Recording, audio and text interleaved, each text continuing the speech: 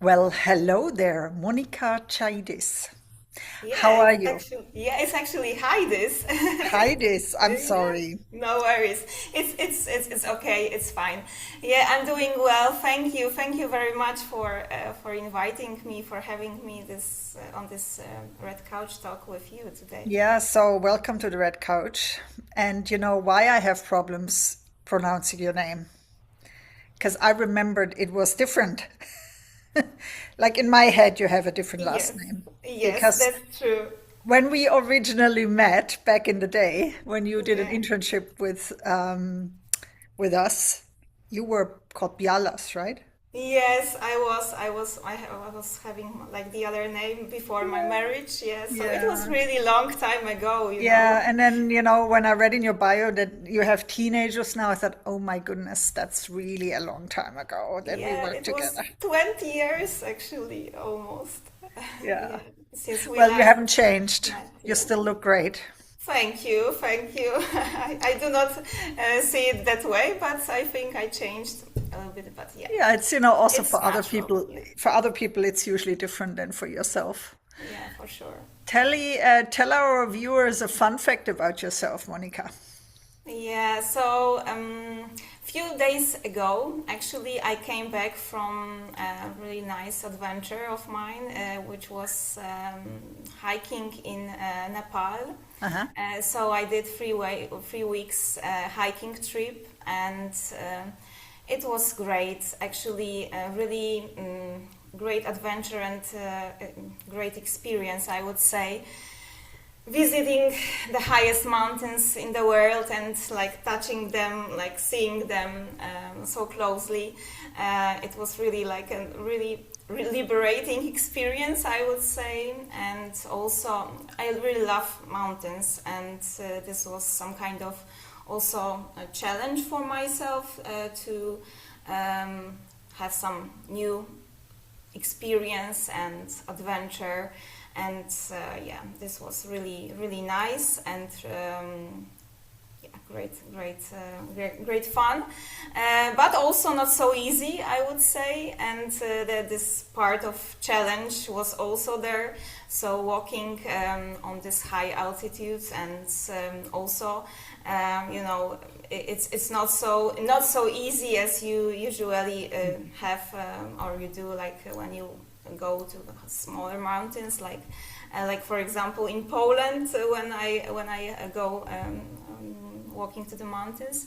But this Himalaya trip was really great. And yeah, and in general, maybe also a fact about myself is that I really like traveling and also visiting new places, and it always comes with meeting new people, experiencing new cultures, and I really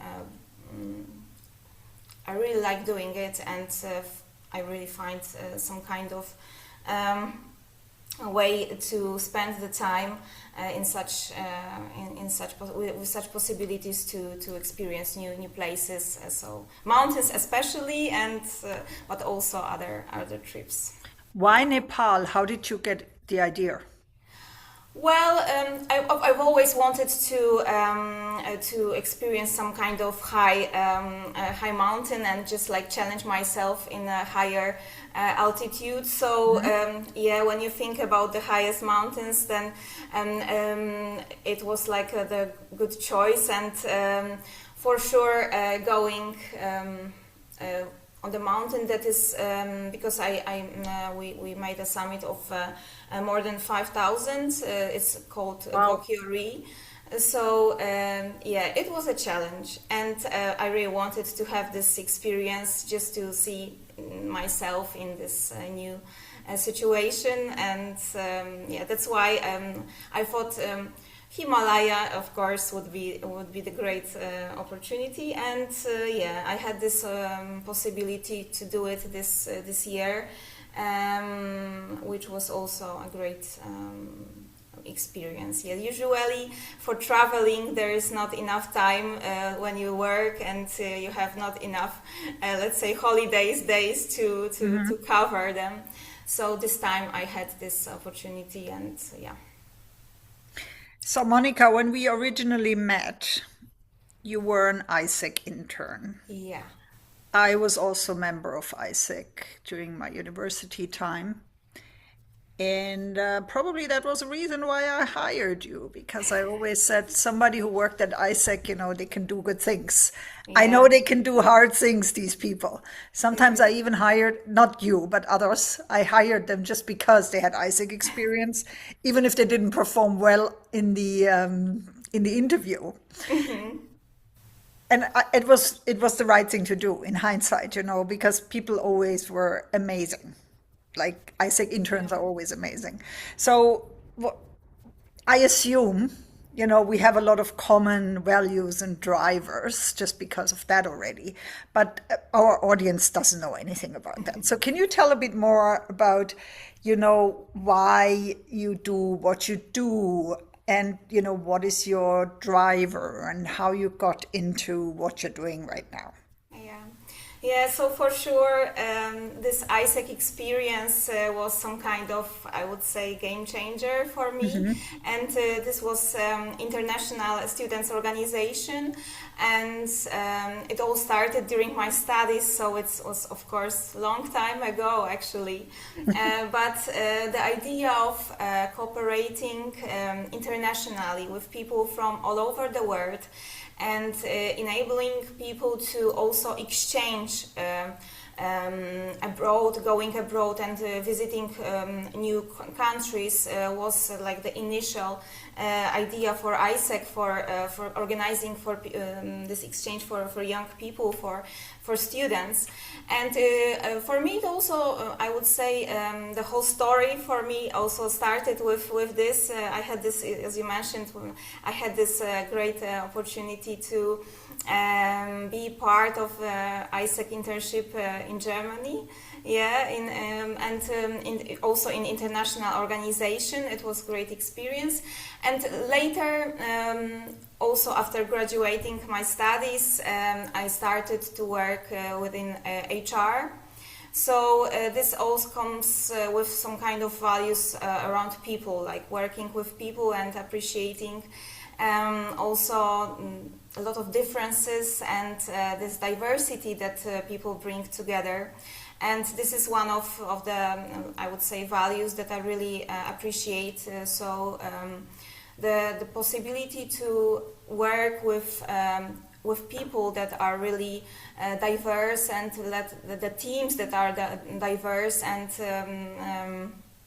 everyone brings their own perspective, and it's a great value if we can build this kind of synergies out of this experience, mixed experience, identities, and also everyone brings something good to the table. So working with people, and it all started with HR. Yeah, so maybe moving a little bit back to my past. So I started to explain it. Yeah, that it all started with HR, and throughout all these years, I worked in different areas of human resources, and starting from onboarding, recruiting, then training people, also like developing people. So different areas of HR I touched, and I had the opportunity to work.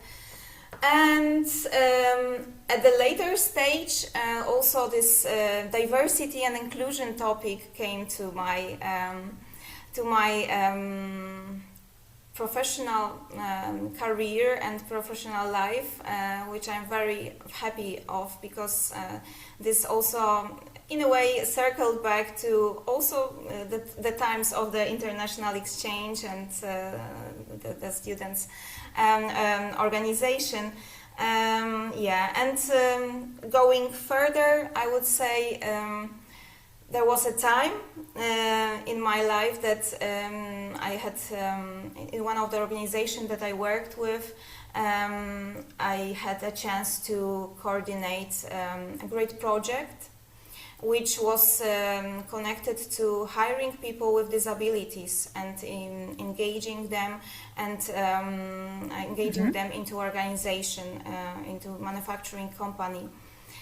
So this was very, very interesting project. And it also inspired me that working with diversity and inclusion is something that is a great value and that we really all deal with. Yeah, so maybe I might say a little bit more. Hold on, about, hold yeah, on, because now, I need to ask you. yeah, Um, in the beginning of the year, there was I was in a really, like, not in a great shape when the companies started to cancel all the diversity, equity, and inclusion programs, basically everything we stand for. yeah, Like, intercultural competence, inclusion, all the things we stand for, suddenly, they were not in fashion anymore. And I don't know if you are aware, but I just had brought out this book 2 years ago, which is all about inclusive leadership. Like, I call myself inclusive leadership coach everywhere. I was so mad at Amazon that I took off all my books, but now I put them back for some reasons. But I wanted to ask you, did you notice that in Poland as well? Because we didn't mention it yet, but you're located in Poland. So did you notice that there was a shift in the way the priorities were set in HR, coming from over the pond? yes, yes. Actually, of course, this all touches, I would say, as everyone, and there was some kind of shift, and also in Poland it was observable. Although, to be frank, the last years I've been working also for international company and to work mostly like Polish, I would say, market maybe wasn't so close to myself, but still I have this information also that of course, speaking about diversity and inclusion, it also got some kind of influence from this political setup, or like this background from the US. Although of course it's not so obvious, for example, in Polish companies, because sometimes when we speak about international companies, then it's more visible, I would say, because of the cooperation with and the international exchange about the corporate companies. But when it comes to situation in Poland, I would say that this is always still valid, even if we name it differently, even if we just like speak about it in a different ways. They call it the big rebranding. Yeah, Yeah. yeah. But I just think it's ridiculous, like when I hear that, oh, now, we're offering the same, but we just call it differently. I'm thinking, why? Why? Why do Yeah. we do that? Yeah. Go I would ahead. say Sorry. that maybe the situation also in a way shifted the way how we speak about it, but we are still doing it. I mean, we are still working with this topic, and this even if we do not name it the same, the topic is still present, and I think this is the most important part of it. So would you consider yourself a DEIB specialist or like a subject matter expert in this area? Or do you think you're more like an HR generalist with some focus on diversity, equity, and inclusion? I would say both.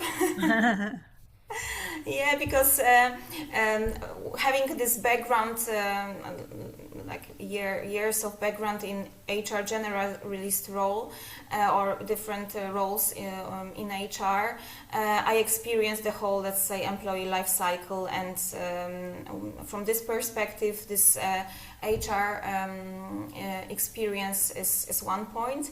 But on the other hand, the topic of D&I was my, let's say, expertise last 5 years, and also I was able to touch this topic from different angles, because like in the first company, like the previous one that I already mentioned, it was more about one dimension of diversity and this field of inclusion of people with disabilities was one say aspect, and one very important and crucial and very interesting project as well. So this was one field, whereas the last 3 years in another organization, it was more connected with raising the awareness, and in a global perspective for about DEI, about belonging. So it was more also about working with DEI ambassadors around the world in this company. So so I would say both. And now, if I understood you correctly, you're starting your own business? Well, I'm just open for new challenges and new endeavors, and let's see what the future brings. But for sure, I would like to be active and still work in this field, working in the topic of diversity, inclusion, belonging.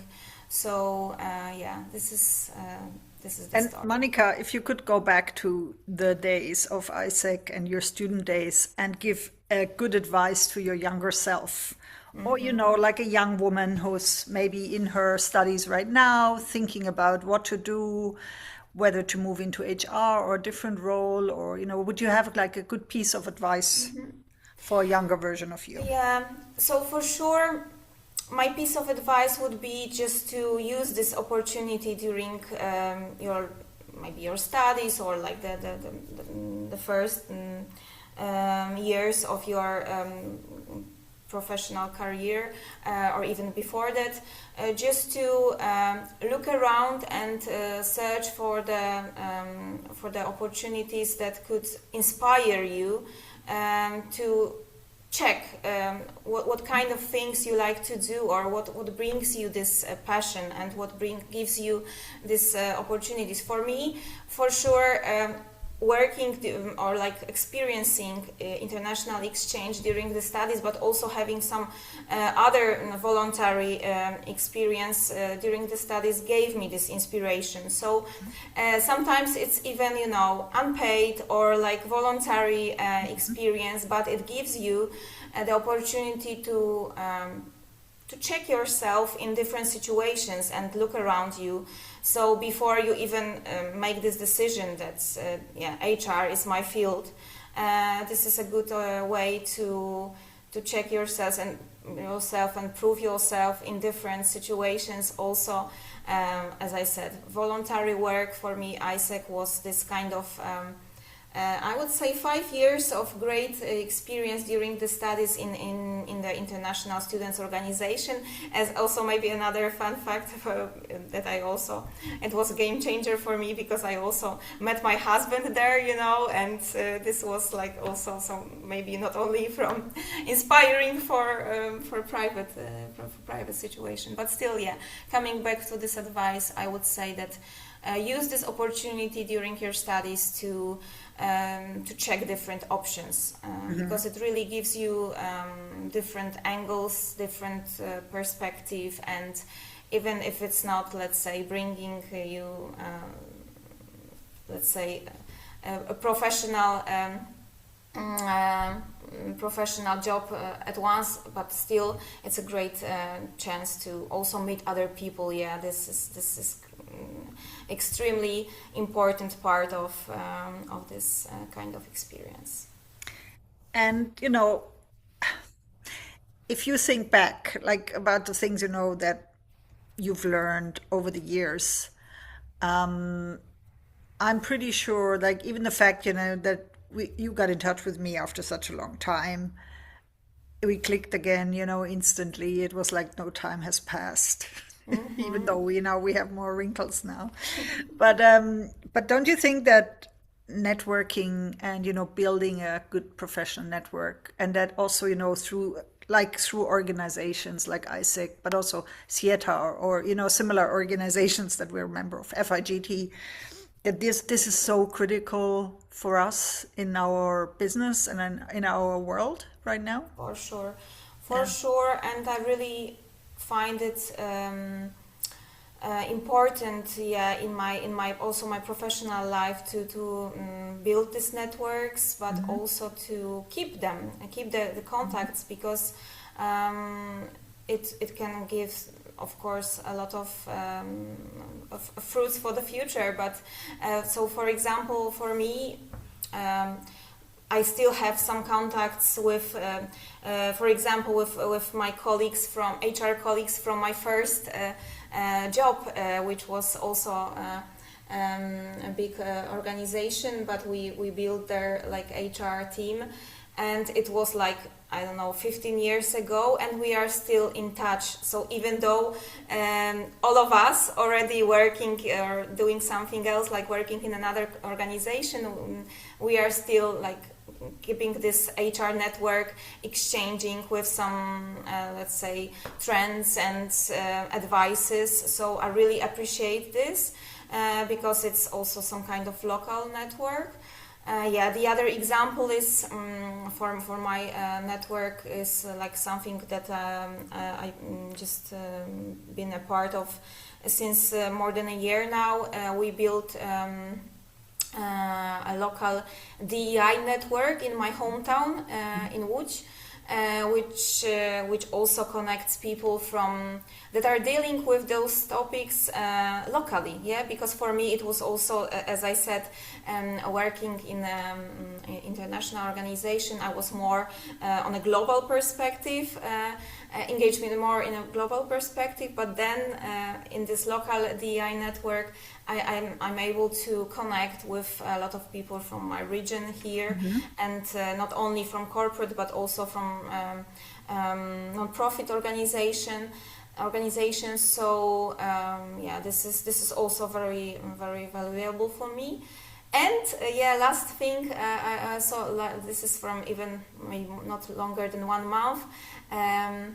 This is also network, maybe not a professional, but we started a local female, let's say, small organization in my hometown, maybe my countryside, like the village that I'm living. Like we have like this female connection network, and we will do a lot of interesting things for the local community here also locally. So this is also inspiring to meet with so different and diverse group of women, because we are coming from really different backgrounds, and this is also inspiring. So networking all around, let's say, checkbox ticked.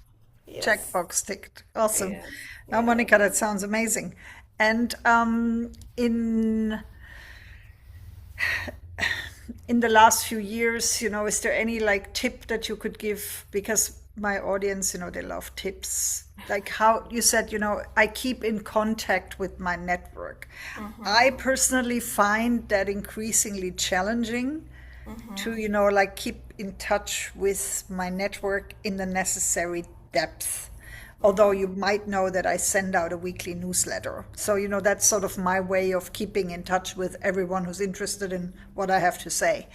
But then, there's also the personal network, the network of friends and like close acquaintances, these people.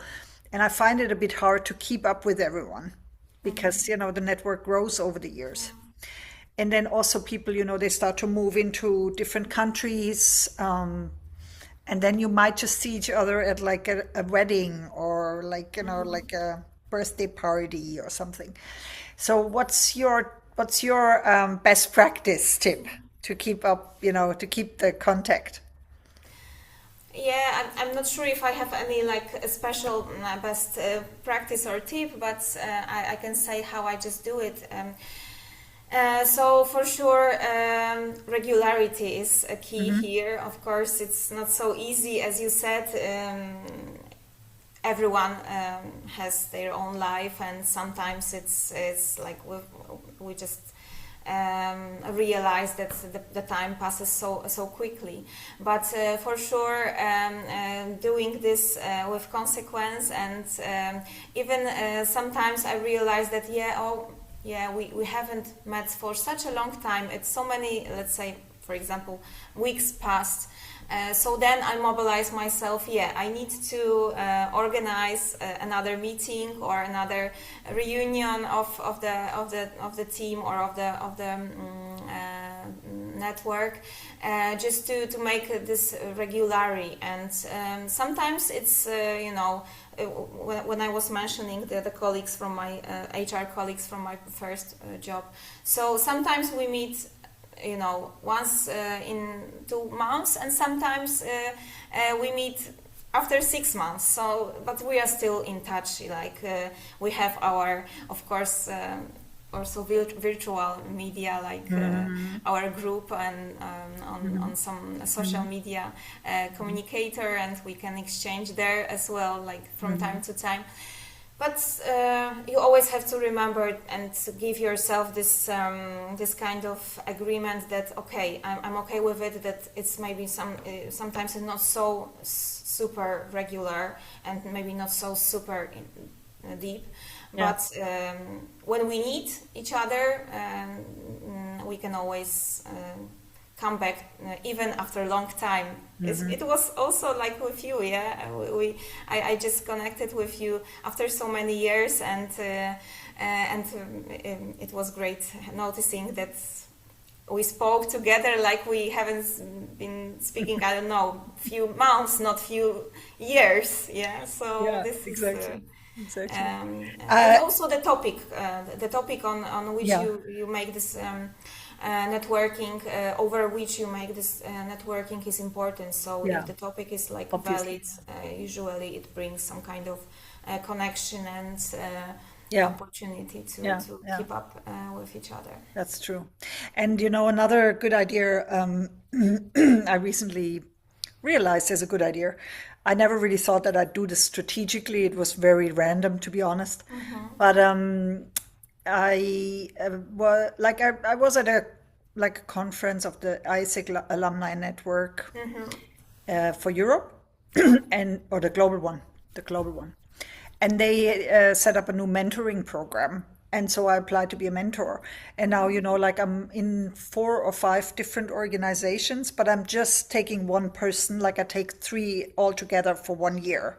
And then if it's more than 3, if it's 3, I stop. Because some of these programs, they run for 12 weeks, and others, they run for like a year. But then I always have my 3 seats for AIESECers or, refugees or migrants. People who can't afford to pay my coaching services, basically. And I think, it's a great way to give back. But it's also a great way to be in touch with this organization. And then also, through the training of the mentors, I met a few new people, which was, not something I expected to happen, honestly. It was like a positive side product of of becoming a mentor. Yeah. Good that you are saying this. Maybe I will also have a look at this mentoring program. And it's definitely something every one of us usually can do, because a mentee needs you maybe once in 4 weeks. It's not like coaching where it's very, very intense and you have to meet your clients all the time. Final question. So what is coming up for you? Any big launch events or anything else you want to share with the audience? Well, so I would like for sure to share my LinkedIn profile, because now I'm open for new endeavors and professional experience, preferably within D&I field. So for sure I'm open to connect and also use the opportunity of your network that you are having. I'm open for new connections also in building this network within this community. And are you locally limited, or would you also be available for remote work or remote so assignments? actually last 3 years I've been working remotely from my home in English. So for sure this way of working is also for me something that I'm open for, and of course both virtually but also stationary, like on site. So yeah. Fantastic. Fantastic. It was lovely to reconnect with you, Monika. Yeah, it was lovely to speak to you as well. And I wish you all the best in the time ahead. Yeah, thank you. And I'm sure we're going to meet again. Yes, for sure. Thank you very much for this conversation. It was really nice. Have a wonderful day. Bye-bye. The same to you. Bye-bye.